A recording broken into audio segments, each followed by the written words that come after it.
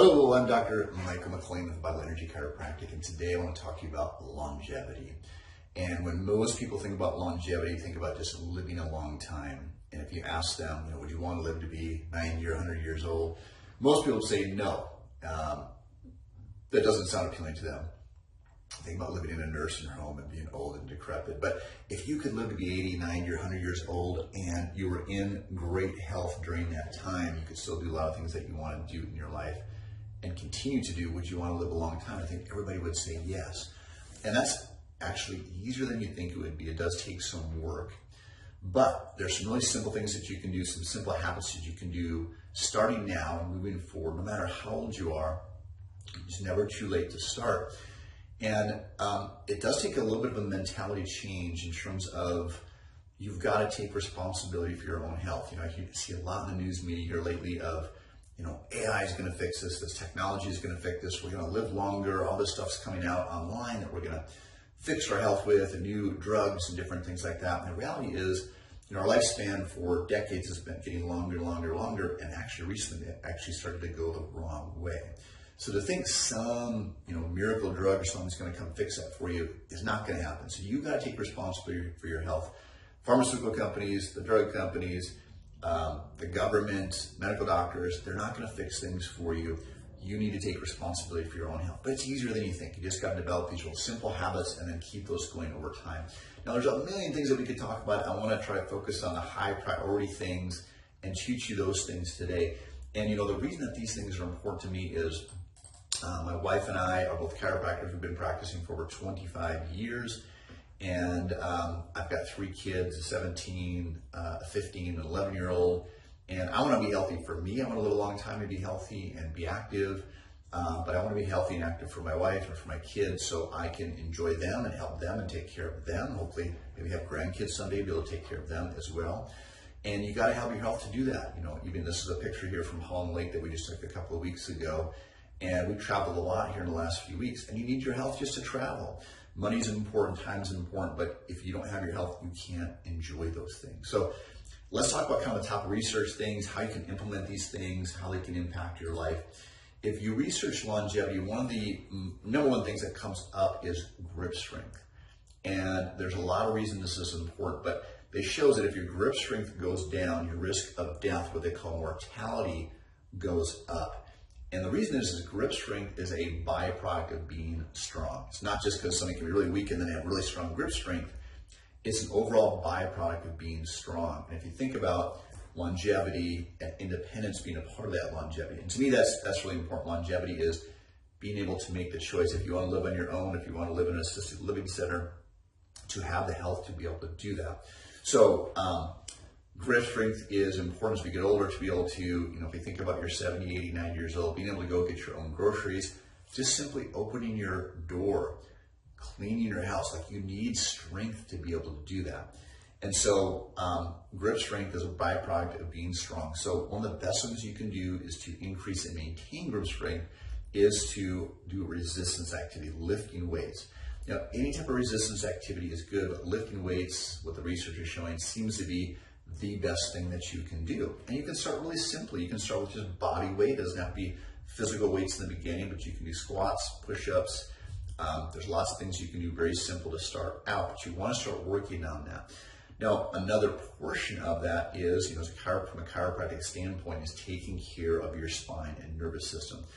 Unfortunately, with our sedentary type of lifestyle today, with all the advances we have in technology, with computers, with driving, because we're sitting so much, we tend to have an increased curve in our upper thoracic spine, which moves our head forward, and it chokes these nerves in the lower part of the neck.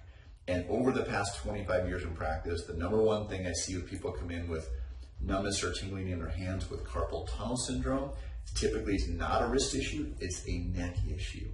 And so we need 2 things. We need grip strength, but we also need something called modulation, which comes from our nervous system. And that's how hard you grip something. So if you go to open a door handle, you need to know how hard to grip that. And that automatically happens if we've got good communication. So our brain runs everything in our body, has to communicate that through nerves that run through our spine. So in order to move our hand, we need our brain to be able to tell our hand what to do, and it has to travel through nerves that go through our neck. So if you've got problems in your neck, you're not going to have good grip strength, you're not going to good what's called modulation. So you need to do something to lift weights, something to increase that strength from a physical standpoint. The other thing that's really important with resistance activity is something called Wolff's Law.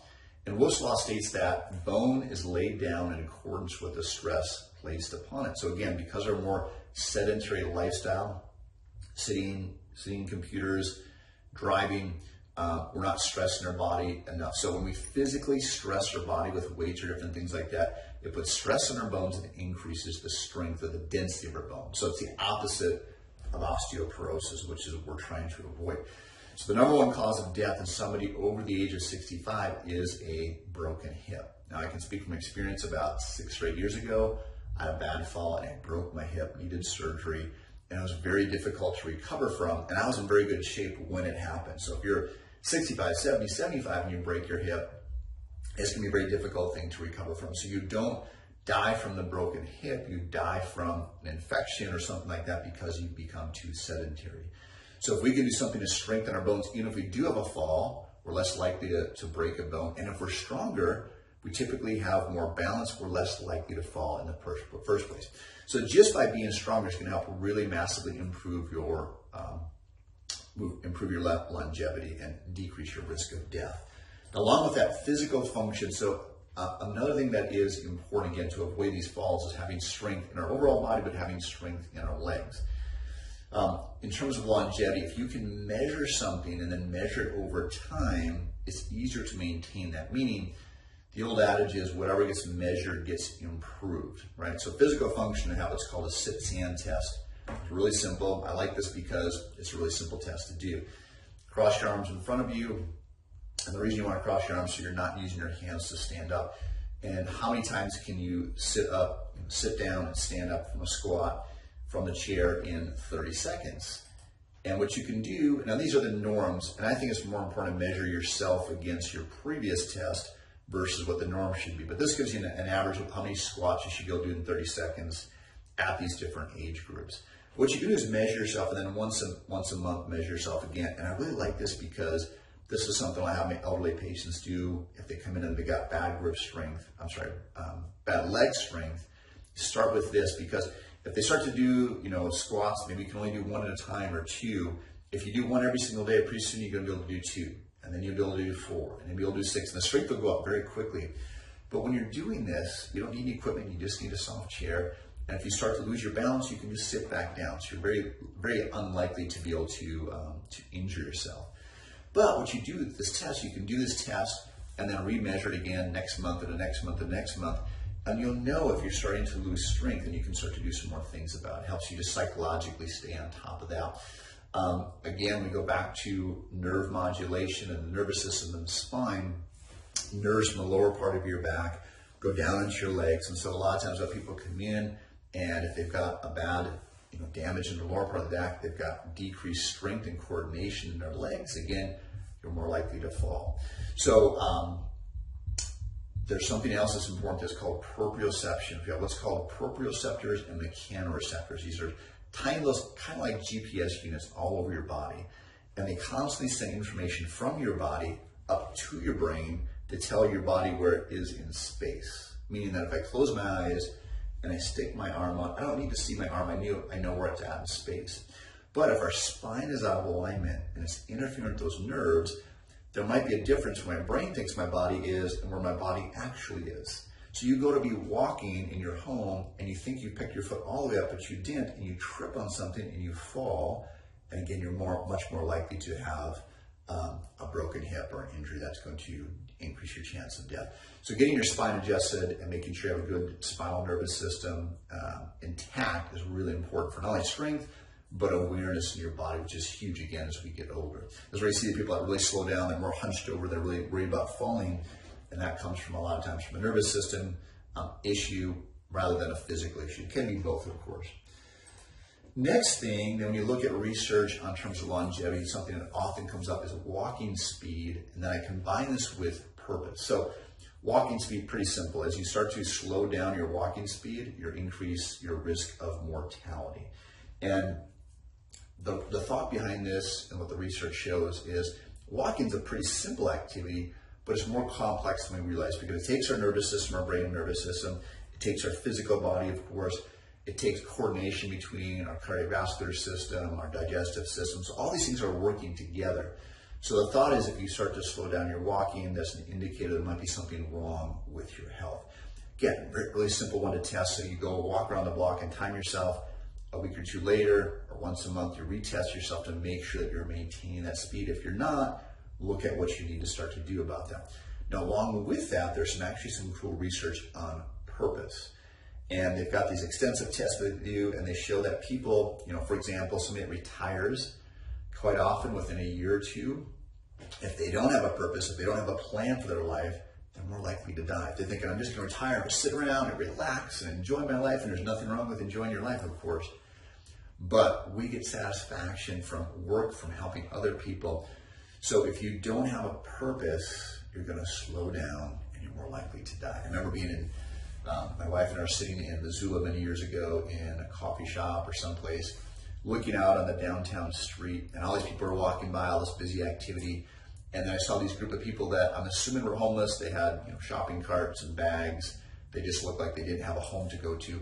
And they were moving much slower than everybody else. And I thought, that's kind of interesting. And I thought, well, if I didn't have any place to go, I don't want to be in a hurry to go any place either. So if you retire and you don't have a plan for your life, you're going to move much slower and increase your risk of death. So sounds simple, but in terms of longevity, make sure you have a purpose. And to me, that purpose should be serving humanity. Now, that could be even taking care of your grandkids so you can help your kids out. It could be serving your church, serving your community, belonging to a service group. I belong to Kiwanis, and it's a wonderful group. It feels really good to be a group of really awesome people that's serving children in our community. So walking speed and purpose is really important. Again, spine and nervous system, you got to take care of your spine and nervous system to be able to have a good walking gait, but your brain's got to control all of that. So which leads us into our next one here, the spine and nervous system. And most people just think about our back when you have back pain and neck pain, but our spine and nervous system is integral to our health. Again, I said earlier, your brain controls everything. When I say controls everything, not just from a physical standpoint, it controls how fast or slow your heart beats, your lungs, your immune system responds. So if we've got a bad spine, we're more likely to have health issues.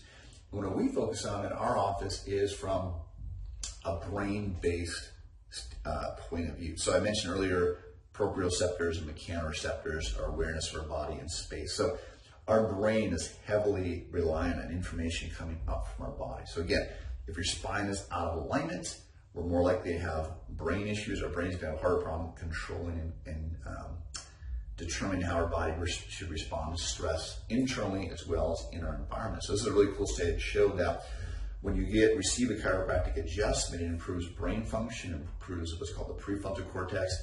It decreases stress hormones, which I'll talk about later, but if we're in what's called a sympathetic dominant state, a fight or flight state, we have bad hormones, which means we're releasing more of the bad hormones.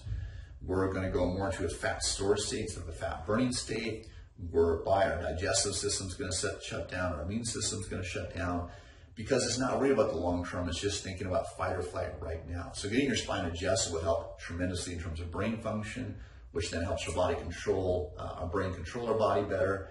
Another one, just from a physical standpoint, this was actually a medical study, not a chiropractic study. And they had people fill out these extensive questionnaires on their life, their economic position, income, if they've got debt, what kind of economic position they're in, their relationships, their quality of life in terms of satisfaction, work life, all these different things. And then they took x-rays of their spine. And basically found is that their increase, the worse their spine got in terms of the x-rays, the worse their quality of life. And also the increased risk of needing help, so less likely to be independent. So again, taking care of your spine. This is what we found in our office, and this is a 7-year study that showed people that used chiropractors for their primary care physician versus medical doctors had 60% less hospital admissions, 59% less days in the hospital, 62% less outpatient surgeries, 85% less in pharmaceutical costs. It's not because the chiropractors are treating those things. Again, if your nervous system's working better, you're less likely to need those things. You're less likely to end up in the hospital. You're less likely to need medications. And so unfortunately, our medical system is the number one cause of bankruptcy in our country. This is what the research shows. It's the third leading cause of death because of medical mistakes, side effects from prescriptions. So you, in my opinion, you want to do everything you can to stay out of the medical system. Not because I'm anti-medicine, but unless you have an emergency, you're better off staying out of that system, which is chiropractic is going to help you do that. If you're functioning better, you're less likely to need medical care from that standpoint. Other area that's often overlooked is social connection. This is really surprising to me, is that during COVID, I started doing research on this, and there's tons of research long before COVID on how important social connections are. If we have less social connections, we're more likely to get sick. If we already have issues like high blood pressure, cardiovascular issues, high cholesterol, etc., or if we're depressed or anxious, and we have less social connections, all those things get worse. And for me, this is important because I'm more of an introvert. I can kind of recharge being alone, but I also realize how important these social connections are. So as I'm getting older, I'm much more likely to say yes. Somebody invites me someplace, like last night. We've been busy traveling. We had some friends invite us to go out last night. I was like, man, I really just kind of want to stay home and get things caught up. But I realize how important these social connections are in building relationships. And it's not that I didn't want to go, but we ended up going and we had just a wonderful time. Doesn't mean you should go out all the time. I don't mean that, but you've got to have some strong social connections. And in the point of life that we're in, we've got 3 kids. We're in a lot of activities, tennis, ballet, guitar. We're running, kids are all over the place. We're very, very busy during the week. So it's easier to say no because you just want to sit home and relax. But if you try to build those social relationships later, it's going to be harder. So you want to start now. So again, we're much more likely to say yes to those things. So think about that. Doesn't mean you have to have a million friends, but think about having some strong social connections so that if your car broke down on the side of the road in the middle of the night, you could call that friend and you know that they would come help you, and vice versa. If they called you, you would jump in your car, drive out there in the middle of the night and help that person as well in their time of need. And I think that goes back to they call it our caveman brain or alligator brain, that if you got kicked out of the tribe, you were likely to die because you didn't have that support network. Now, we're not going to die because of that today, but it's important for our emotional health, which is important for every aspect of health. Okay. So last few things, and there's a million things that we could talk about, but I don't have time to go into details, but these are the big things that I see in practice that are really important. Number one, emotional stress is when I'm seeing our practice members, and we see most of our practice members come in on a wellness level, meaning that they're coming in for their health, not just because their back or neck hurts. They want to stay healthy, get healthy and stay healthy. So I'm seeing also now come in, I'll say, man, you're really tight today. I can see you're shifted here. Your posture's changed. Your tone of your traps are up, meaning your nervous system's got more pressure on it. Did anything happen? Did you have a fall or an accident? Anything happen? And a lot of times they say, no, nothing's different. And then I'll check there what's called our TL area, which is the nerves going to their adrenal glands. I'll say, well, this is really shifted here. How about stress? Is your stress levels any different? And I'll say, oh yeah, man, I've got all this stress at work. But it's the number one thing I see when people's spine nerve systems flared up. It's due to emotional stress. Now, we can't always avoid emotional stress, nor do we always want to, because sometimes that can make us grow. But we can improve our response, how we respond to emotional stress. So having some type of technique that you do, I recommend on a daily basis. That could be breathing, it could be meditation, it could be reading your Bible, something that's going to develop your skills of being able to adapt better when stress comes up, increased stress. Second thing is huge is frequency of your movement. Yes, we should exercise, we should be in good physical shape, but just moving throughout the day. So if you're working on a computer at work, if you're reading a book at home, if you're driving, you need to take breaks throughout the day, even if it's just a minute or two here and there. Get up from your computer, march in place, do some squats, just physically move throughout the day. So the frequency is more important than the duration. I'd rather see you get up 20 times throughout the day for 1 minute than take one 1 hour walk at lunch and then the whole rest of the day you're sitting, right? So bringing that frequency of movement. Third thing is blood sugars. This is huge. This is such an issue in our society because of processed foods, sugars, fast foods that we're eating today. The more processed the food is, the more junk it's going to have in it. It's going to increase your blood sugars. You're more likely to get type 2 diabetes. You're more likely to have joint issues, cardiovascular issues. It's a huge, huge issue. You should be really conscious of eating whole healthy foods, decreasing those blood sugars. It also has been linked now to things like Alzheimer's, dementia. So it's huge, and it's a huge issue in our society. Obviously, increased weight gains, hard on our joints. We're going to have more physical problems. So you've got to really bring your blood sugars down by eating more whole healthy foods, avoiding the highly processed foods and the sugars and the fast foods. And then the last thing is supplementation. I just find it's so hard, even if you are eating healthy, it's hard to get enough of the good nutrition from our diet. So supplementation I found to be huge. And I can, if you have questions on that, I can get you some handouts, some different information on what you should be taking in terms of supplements. Everybody's a little different, so you've got to find which works for you, but there's some baseline ones that everybody should be taking, things like omega-3s, vitamin D, vitamin D3, magnesium, a good multivitamin, but you want to make sure you're taking the right ones and the high quality ones. So there's a million other things we could talk about. That kind of gives you a good starting point. If you have not got your spine and nervous system checked in the last 90 days, if you haven't got an adjustment in the last 90 days, call us, please. We'll get you in and get your spine and nervous system checked. That's the most important thing in terms of longevity. But if you have questions about these things, please reach out to myself or my wife. You can contact us through our website at vitalenergychiropractic.com. You can call our office, 406-443-8060. You can text us, reach out, and we'll do everything that we can to help you.